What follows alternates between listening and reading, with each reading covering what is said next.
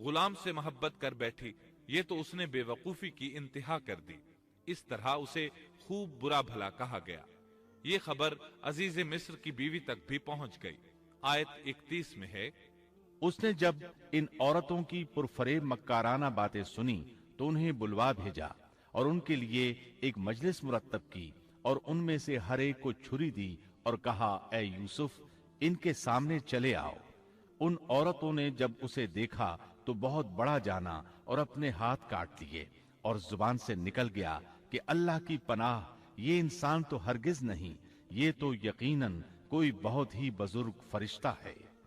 وضاحت اس کی یہ ہے کہ اس عورت نے اپنے گھر میں ایک دعوت کا انتظام کیا، تمام عورتوں کو اس دعوت میں بلایا۔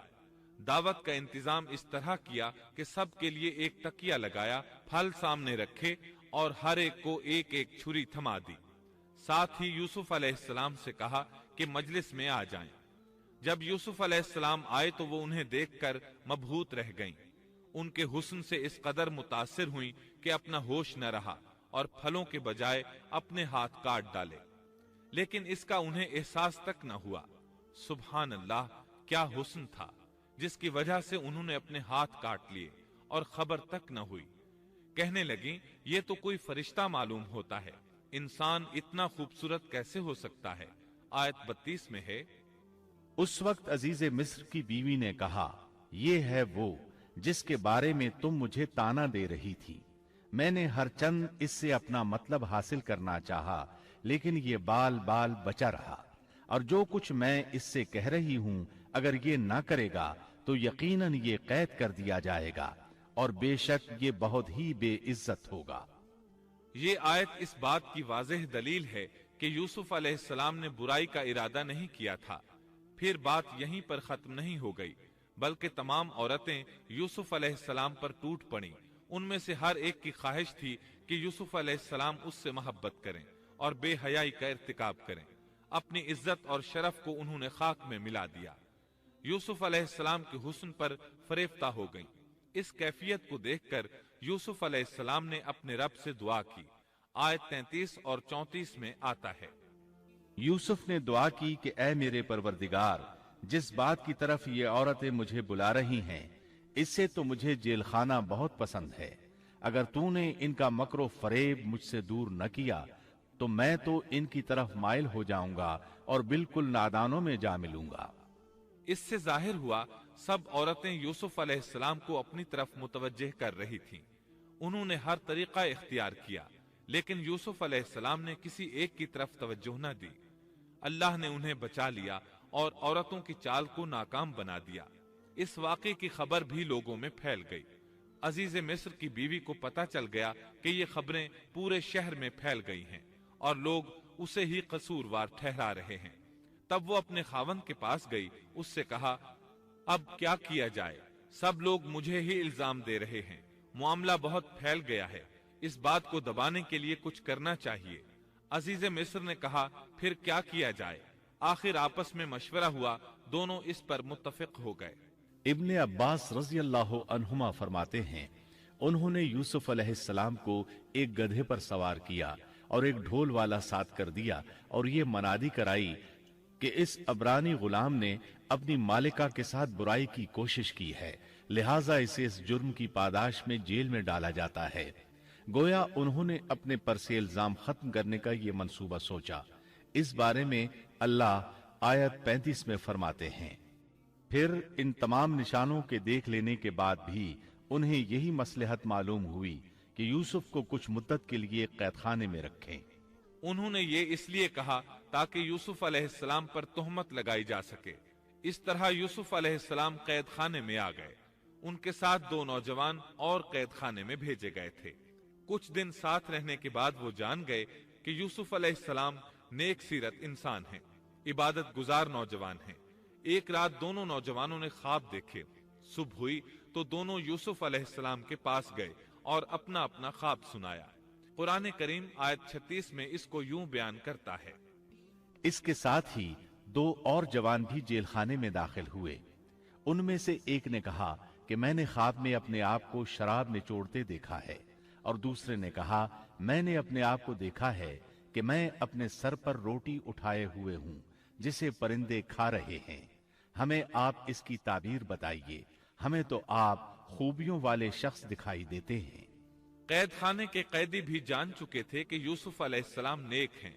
آپ نے سوچا یہ دین کی دعوت دینے کا بہترین موقع ہے۔ انہوں نے جو کچھ ان سے کہا وہ آیت نمبر 37 اور 38 میں اس طرح آیا ہے۔ یوسف نے کہا، تمہیں جو کھانا دیا جاتا ہے اس کے تمہارے پاس پہنچنے سے پہلے ہی میں تمہیں اس کی تعبیر بتلا دوں گا۔ یہ سب اس علم کی بدولت ہے جو مجھے میرے رب نے سکھایا ہے۔ میں نے ان لوگوں کا مذہب چھوڑ دیا ہے جو اللہ پر ایمان نہیں رکھتے اور آخرت کے بھی منکر ہیں۔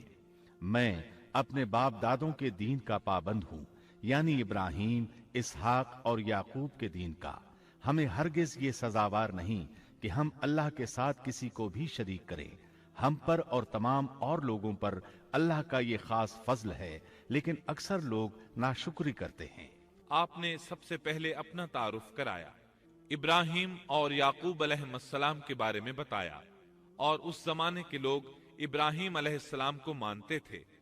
ابراہیم علیہ السلام معروف تھے، جانے پہچانے تھے۔ نبی کریم صلی اللہ علیہ وسلم سے پوچھا گیا کہ کریم یعنی عزت دار کون ہے؟ آپ نے فرمایا، عزت دار کے بیٹے، عزت دار کے پوتے اور عزت دار کے پڑ پوتے، یعنی یوسف بن یعقوب بن اسحاق بن ابراہیم علیہ السلام۔ مطلب یہ کہ 4 پشتوں تک نبوت کی فضیلت یوسف علیہ السلام کے سوا کسی کے حصے میں نہیں آئی۔ یہ عزت اور بزرگی کی انتہا ہے۔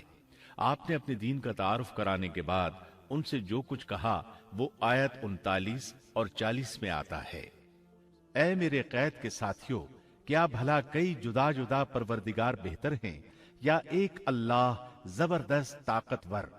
اس کے سوا تم جن کی پوجا باٹ کر رہے ہو وہ سب نام ہی نام ہیں جو تم نے اور تمہارے باپ دادوں نے خود ہی گھڑ لیے ہیں۔ اللہ نے ان کی کوئی دلیل نازل نہیں فرمائی۔ فرما روائی صرف اللہ ہی کی ہے۔ اس کا فرمان ہے کہ تم سب سوائے اس کے کسی اور کی عبادت نہ کرو۔ یہی دین درست ہے، لیکن اکثر لوگ نہیں جانتے۔ پھر یوسف علیہ السلام نے انہیں خواب کی تعبیر بتائی۔ اس کا ذکر سورہ یوسف آیت 41 میں ہے۔ اے میرے قید خانے کے رفیقو، تم دونوں میں سے ایک تو اپنے بادشاہ کو شراب پلانے پر مقرر ہو جائے گا، لیکن دوسرا سولی دیا جائے گا اور پرندے اس کا سر نوچ نوچ کھائیں گے۔ تم دونوں جس کے بارے میں تحقیق کر رہے تھے اس کام کا فیصلہ کر دیا گیا۔ تعبیر سن کر وہ قیدی کہنے لگے، ہم نے اس طرح خواب نہیں دیکھا۔ جس کے قتل کی تعبیر بتائی گئی تھی وہ تو خاص طور پر کہنے لگا، میں نے یہ خواب نہیں دیکھا۔ اس پر یوسف علیہ السلام نے فرمایا، یہ اللہ کا فیصلہ ہے، تبدیل نہیں ہو سکتا۔ پھر آپ نے دوسرے قیدی سے فرمایا، اور جس کی نسبت یوسف کا گمان تھا کہ ان دونوں میں سے یہ چھوٹ جائے گا، اس سے کہا کہ اپنے بادشاہ سے میرا ذکر بھی کر دینا۔ پھر اسے شیطان نے اپنے بادشاہ سے ذکر کرنا بھلا دیا اور یوسف نے کئی سال قید خانے ہی میں کاٹے۔ پھر اسی طرح ہوا، ایک کو پھانسی پر چڑھا دیا گیا، دوسرا بادشاہ کو شراب پلانے پر مقرر ہوا، لیکن وہ یوسف علیہ السلام کا ذکر کرنا بھول گیا۔ اللہ تعالیٰ آیت 42 میں فرماتے ہیں، شیطان نے اسے بھلا دیا۔ اس آیت کی تفسیر بعض مفسرین نے یہ کی ہے کہ شیطان نے یوسف علیہ السلام کو اپنے رب یعنی اللہ تعالیٰ کی یاد سے غافل کر دیا، اور انہوں نے ایک بندے سے چاہا کہ وہ اپنے رب یعنی شاہ مصر سے ان کا تذکرہ کر کے ان کی رہائی کی کوشش کرے۔ اس لیے اللہ تعالیٰ نے ان کو یہ سزا دی کہ وہ کئی سال تک جیل میں پڑے رہے۔ یہ تفسیر بالکل غلط ہے۔ درست یہ ہے کہ فَأَنْسَاهُ کی ضمیر اس شخص کی طرف لوٹتی ہے جس کے متعلق یوسف علیہ السلام کا گمان تھا کہ وہ رہائی پانے والا ہے، اور اس آیت کے معنی یہ ہیں کہ شیطان نے اس شخص کو اپنے آقا سے یوسف علیہ السلام کا ذکر کرنا بھلا دیا، جیسا کہ علامہ ابن کثیر اور دیگر مفسرین نے اسی طرح کہا ہے۔ انس رضی اللہ عنہ سے مروی یہ روایت کہ اللہ تعالیٰ نے یوسف علیہ السلام کی طرف وحی کی کہ اے یوسف، تجھے تیرے بھائیوں سے کس نے نجات دی؟ فرمایا، اے اللہ، آپ نے۔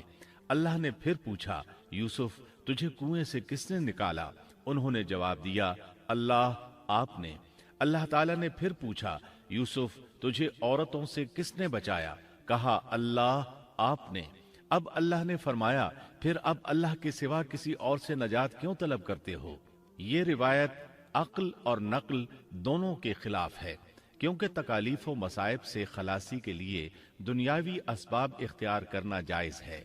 जैसा कि सूरतुल माइदा में अल्लाह ताला फरमाते हैं कि नेकी और तकवा के कामों में एक दूसरे का ताअवुन करो, और यूसुफ अलैहिस्सलाम का रिहाई पाने वाले शख्स से अपनी रिहाई के मुताल्लिक बादशाह से बात करने को कहना इस आयत के ऐन मुताबिक है, और ऐसा करना तवक्कल अलल्लाह के खिलाफ नहीं।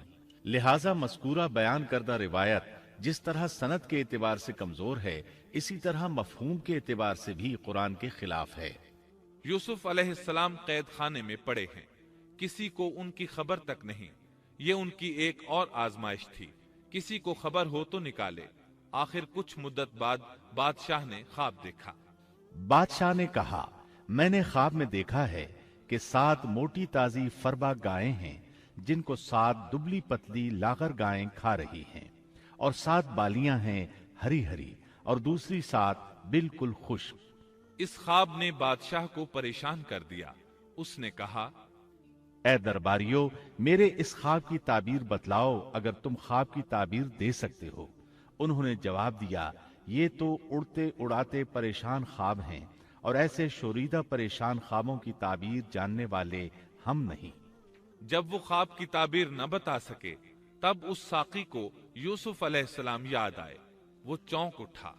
उन 2 कैदियों में से जो रिहा हुआ था, उसे मुद्दत के बाद याद आ गया और कहने लगा, मैं तुम्हें इसकी ताबीर बतला दूंगा, मुझे जाने की इजाजत दीजिए। कैद खाना शहर से बाहर था। उन्होंने उसे उधर रवाना कर दिया।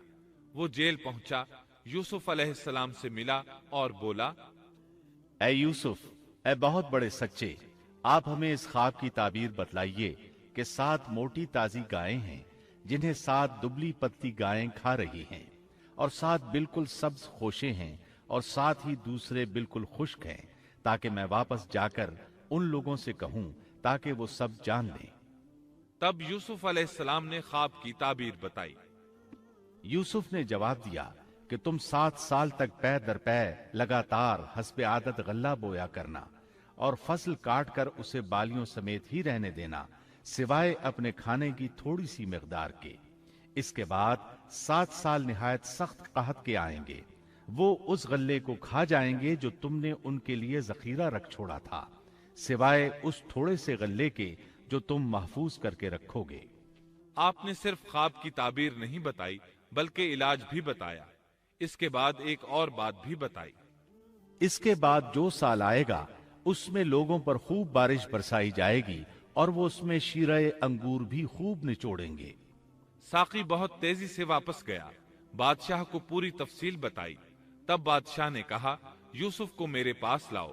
बादशाह का कासिद वापस आया और आपसे कहा, बादशाह आपको बुला रहा है। यूसुफ अलैहिस्सलाम ने कहा, मैं कैद खाने से नहीं निकलूंगा। नबी करीम सल्लल्लाहु अलैहि वसल्लम फरमाते हैं, अल्लाह यूसुफ अलैहिस्सलाम पर रहम फरमाए, उन्होंने किस हद तक सब्र किया। उनकी जगह मैं होता और मुझे कैद खाने से निकलने के लिए कहा जाता तो मैं फौरन बाहर निकल जाता।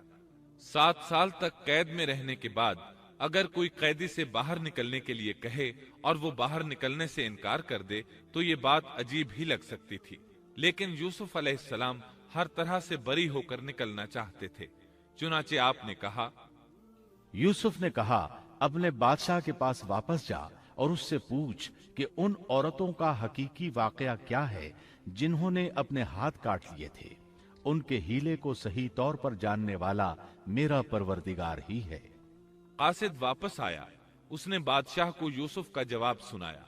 अब बादशाह ने उन औरतों को जमा किया और कहा, बादशाह ने पूछा, ऐ औरतों, उस वक्त का सही वाकया क्या है जब तुम दाव फरेब करके यूसुफ को उसकी दिली मंशा से बहकाना चाहती थी। उन्होंने साफ जवाब दिया कि माज अल्लाह, हमने यूसुफ में कोई बुराई नहीं पाई। फिर तो अजीज मिस्र की बीवी भी बोल उठी कि अब तो हक सच वाजे हो गया है, मैंने ही उसे बरगलाया था उसके जी से, और यकीनन वो सच्चों में से है। यूसुफ ने कहा, یہ اس واسطے کہ عزیز مصر جان لے کہ میں نے اس کی پیٹھ پیچھے اس کی خیانت نہیں کی، اور یہ بھی کہ اللہ دغابازوں کے ہتھ کنڈے چلنے نہیں دیتا۔ میں اپنے نفس کی پاکیزگی بیان نہیں کرتا، بے شک نفس تو برائی پر ابھارنے والا ہی ہے، مگر یہ کہ میرا پروردگار ہی اپنا رحم کرے، یقیناً میرا پالنے والا بڑی بخشش کرنے والا اور بہت مہربانی فرمانے والا ہے۔ بعض مفسرین کے نزدیک یہ یوسف علیہ السلام کا قول ہے، اور یہ انہوں نے اس وقت کہا جب جیل میں ان کو یہ ساری تفصیل بتلائی گئی، یا بعض کے بقول بادشاہ کے پاس جا کر انہوں نے یہ کہا۔ بعض مفسرین کے نزدیک یہ بھی عزیز مصر کی بیوی ہی کا قول ہے، اور مطلب یہ ہے کہ یوسف کی غیر موجودگی میں بھی اسے غلط طور پر تہمت لگا کر خیانت کا ارتکاب نہیں کرتی، بلکہ امانت کے تقاضوں کو سامنے رکھتے ہوئے اپنی غلطی کا اعتراف کرتی ہوں۔ یا یہ مطلب ہے کہ میں نے یوسف کو پھسلانے کی کوشش ضرور کی، لیکن واقعہ یہ ہے کہ اپنے خاوند کی خیانت نہیں کی اور کسی بڑے گناہ میں واقع نہیں ہوئی۔ حافظ ابن کثیر نے اسی قول کو ترجیح دی ہے اور اسے سیاق و معانی کے اعتبار سے زیادہ مناسب اور موزوں قرار دیا ہے۔ آیت 54 میں اللہ تعالیٰ فرماتے ہیں، بادشاہ نے کہا اسے میرے پاس لاؤ کہ میں اسے اپنے خاص کاموں کے لیے مقرر کر لوں۔ پھر جب اس سے بات چیت کی تو کہنے لگا کہ آپ ہمارے ہاں آج سے ذی عزت اور امانت دار ہیں۔ تب یوسف علیہ السلام بولے، یوسف نے کہا آپ مجھے ملک کے خزانوں پر مقرر کر دیجئے، میں حفاظت کرنے والا اور باخبر ہوں۔ اسی طرح ہم نے یوسف کو ملک کا قبضہ دے دیا کہ وہ جہاں کہیں چاہے رہے سہے، ہم جسے چاہیں اپنی رحمت پہنچا دیتے ہیں، ہم نیکوکاروں کا ثواب ضائع نہیں کرتے، یقیناً ایمانداروں اور پرہیزگاروں کو اخروی اجر بہت ہی بہتر ہے۔ بادشاہ نے یوسف علیہ السلام کو ملک کا مکمل اختیار دے دیا، اور ایک روایت میں ہے اس نے کہا، یوسف میرا اختیار اب صرف کرسی تک محدود ہے۔ اس طرح تمام معاملات یوسف علیہ السلام کے اختیار میں آ گئے اور خیر و برکت کے سال شروع ہو گئے۔ یوسف علیہ السلام نے ان سالوں سے خوب فائدہ اٹھایا، ہر طرف بھلائی ہی بھلائی ہو گئی، غلے کی فراوانی ہو گئی، جس طرح یوسف علیہ السلام چاہتے تھے اسی طرح خرچ کیا جاتا تھا۔ پھر اس طرح 7 سال ختم ہو گئے اور قحط کے سال شروع ہو گئے۔ اس قحط نے نہ صرف مصر کو بلکہ فلسطین وغیرہ کے علاقوں کو بھی اپنی لپیٹ میں لے لیا۔ اب چونکہ مصر بہت زیادہ خوشحال تھا، یوسف علیہ السلام نے 7 سال تک غلے کو بچا بچا کر رکھا تھا، اس لیے لوگ مصر آنا شروع ہو گئے۔ فلسطین میں بھی غلہ ختم ہو گیا۔ یعقوب علیہ السلام اور ان کے بیٹوں تک بھی قحط کے اثرات پہنچ گئے، بلکہ ان کے علاقے میں قحط شدید ہو گیا۔ تلاش کے باوجود غلہ نہیں ملتا تھا، ملتا بھی تھا تو بہت مہنگا۔ فلسطین میں خبر پہنچی کہ مصر کا بادشاہ پرانی قیمت پر غلہ دے رہا ہے۔ یہ خبر اس لیے پہنچی کہ یوسف علیہ السلام پرانی قیمت پر غلہ فروخت کر رہے تھے، چنانچہ فلسطین سے غلہ خریدنے کے لیے قافلے مصر آنے لگے۔ یوسف علیہ السلام پرانی قیمت پر غلہ ضرور دیتے، لیکن ایک آدمی کو صرف اتنا دیتے جتنا ایک اونٹ اٹھا سکتا، اس سے زیادہ نہ دیتے، تاکہ تاجر لوگ مال سٹاک کر کے مہنگا نہ بیچے۔ اس لیے جو غلہ خریدتا تھا اس کے لیے ضروری تھا کہ اپنے گھر والوں کو ساتھ لائے۔ یوسف علیہ السلام ہر ایک سے پوچھتے، تمہارے گھر کے کتنے افراد ہیں، انہیں ساتھ لے کر آؤ، اور اس طرح یوسف علیہ السلام کے بھائیوں نے بھی مصر جانے کا ارادہ کر لیا۔ قرآن مجید میں اس کا تذکرہ یوں آیا ہے، یوسف کے بھائی آئے اور یوسف کے پاس گئے تو اس نے انہیں پہچان لیا اور انہوں نے اسے نہ پہچانا۔ یوسف علیہ السلام نے گندم دینے سے پہلے پوچھا، تم کون ہو، کہاں سے آئے ہو، تم جاسوس لگتے ہو۔ وہ قسمیں کھانے لگے۔ آپ نے پوچھا، تمہارا باپ کون ہے، تم کتنے بھائی ہو، کیا تمہارا کوئی اور بھائی بھی ہے، تمہارا کوئی بھائی فوت تو نہیں ہو گیا؟ اس طرح آپ نے ان سے مکمل تفصیل پوچھی، انہوں نے اپنے بارے میں بتا دیا۔ اور جب اس نے ان کے لیے سامان تیار کر دیا تو کہا کہ تم میرے پاس اپنے اس بھائی کو بھی لانا جو تمہارے باپ کی طرف سے ہے۔ کیا تم نے نہیں دیکھا کہ میں پورا ناپ کر دیتا ہوں اور میں ہوں بھی بہترین مہمانی کرنے والوں میں؟ آپ نے ان سے یہ بھی کہا، पस अगर तुम उसे मेरे पास लेकर न आए तो मेरी तरफ से तुम्हें कोई नाप भी न मिलेगा, बल्कि तुम मेरे करीब भी न फटकना।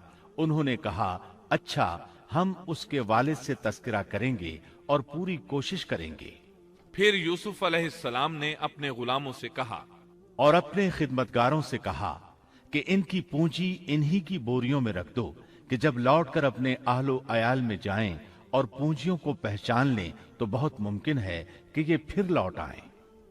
दरअसल यूसुफ अलैहिस्सलाम चाहते थे किसी तरह वो दोबारा आएं।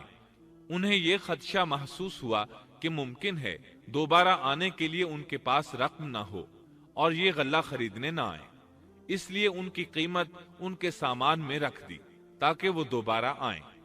जब ये घर पहुंचे तो सामान खोलने से पहले बाप से कहा, हमसे तो गल्ले का पैमाना रोक लिया गया, अब आप हमारे साथ हमारे भाई को भेजिए कि हम पैमाना भरकर लाएं, हम इसकी निगहबानी के जिम्मेदार हैं। यानी उन्होंने कहा कि आइंदा हमें गल्ला इसी सूरत में मिलेगा जब हम अपने छोटे भाई बिन्यामीन को साथ ले जाएंगे। इस पर याकूब अलैहिस्सलाम ने फरमाया, याकूब ने कहा कि मुझे तो इसकी बाबत तुम्हारा बस वैसा ही एतबार है जैसा इससे पहले इसके भाई के बारे में था। बस अल्लाह ही बेहतरीन हाफिज है और वो सब मेहरबानों से बड़ा मेहरबान है। मतलब ये कि याकूब अलैहिस्सलाम ने उनकी बात मानने से इनकार कर दिया। इसके बाद जब उन्होंने अपना सामान खोला तो क्या देखा? जब उन्होंने अपना सामान खोला तो उन्होंने अपना सरमाया मौजूद पाया जो उनकी जानिब लौटा दिया गया था। कहने लगे, ऐ हमारे बाप, हमें और क्या चाहिए? देखिए तो ये हमारा सरमाया भी हमें वापस लौटा दिया गया है। हम अपने खानदान को गल्ला ला देंगे और अपने भाई की निगरानी रखेंगे और एक ऊंट का पैमाना ज्यादा लाएंगे। ये नाप तो बहुत आसान है। जब याकूब अलैहिस्सलाम ने ये मामला देखा और उनका इसरार बढ़ा तो सोच में पड़ गए कि मामला कुछ और मालूम होता है। बस उन्हें अल्लाह ताला की तरफ से इल्हाम हुआ कि साथ भेज दीजिए। याकूब ने कहा, मैं तो इसे हरगिज हरगिज तुम्हारे साथ न भेजूंगा जब तक कि तुम अल्लाह को बीच में रखकर मुझे कौलो करार न दो कि तुम इसे मेरे पास पहुंचाओगे, सिवाय इस एक सूरत के कि तुम सब गिरफ्तार कर लिए जाओ। जब उन्होंने पक्का कौलो करार दिया तो उन्होंने कहा, हम जो कुछ कहते हैं अल्लाह उस पर निगहबान है। उन्होंने मजीद नसीहत की और याकूब ने कहा, ऐ मेरे बच्चों, तुम सब एक दरवाजे से न जाना बल्कि कई जुदा जुदा दरवाजों में से दाखिल होना। मैं अल्लाह की तरफ से आने वाली किसी चीज को तुमसे टाल नहीं सकता। हुक्म सिर्फ अल्लाह ही का चलता है। मेरा कामिल भरोसा उसी पर है और हर एक भरोसा करने वाले को उसी पर भरोसा करना चाहिए। मतलब ये था कि तुम 11 नौजवान हो, तुम्हें देखकर कोई हसद न कर बैठे, तुम्हें नजर न लग जाए, और नजर का लग जाना बरहक है और ये बसा औकात इंसान को कब्र में पहुंचा देती है। अब ये रवाना हुए। जब वो उन्हीं रास्तों से जिनका हुक्म उनके वालिद ने उन्हें दिया था गए, कुछ न था कि अल्लाह ने जो बात मुकर्रर कर दी है वो उससे उन्हें जरा भी बचा ले। मगर याकूब के दिल में एक ख्याल पैदा हुआ जिसे उसने पूरा कर लिया। बिलाशुबहा वो हमारे सिखलाए हुए इल्म का आलिम था, लेकिन अक्सर लोग नहीं जानते। मतलब ये कि इंसान की कोशिश के बावजूद तकदीर अपना काम दिखा जाती है। अता रहमतुल्लाह अलैह फरमाते हैं कि याकूब अलैहिस्सलाम के बारे में ये जो फरमाया कि उसके पास हमारा दिया हुआ इल्म था, इसका मतलब ये है कि याकूब अलैहिस्सलाम जो भी बात करते थे उसमें अल्लाह का जिक्र होता और गौर व फिक्र के बाद बात करते। पहले अल्लाह का नाम लेते और यही उनका इल्म था। यूसुफ अलैहिस्सलाम के भाई गए और दरबार में हाजिर हुए। आपने मामूल के मुताबिक उनकी रिहाइश का इंतजाम किया। हर दो को एक कमरा दिया। इस तरह बिन्यामीन अकेले बच गए। यूसुफ अलैहिस्सलाम ने फरमाया, चलो इसे इधर मेरे पास छोड़ जाओ। जब वो चले गए तो यूसुफ अलैहिस्सलाम ने उन्हें गले से लगा लिया। ये सब जब यूसुफ के पास पहुंच गए तो उसने अपने भाई को अपने पास जगह दी और कहा कि मैं तेरा भाई यूसुफ हूं, बस ये जो कुछ करते रहे इसका कुछ रंज न कर। मतलब ये कि वो बिन्यामीन को भी सताते रहे। इसके बाद यूसुफ अलैहिस्सलाम ने क्या किया, इसका जिक्र सूरह यूसुफ आयत 70-77 में सुनिए। फिर जब उन्हें उनका सामान असबाब ठीक ठाक करके दिया तो अपने भाई के सामान में पानी पीने का प्याला रख दिया। फिर एक आवाज देने वाले ने पुकार कर कहा कि ए काफिले वालों,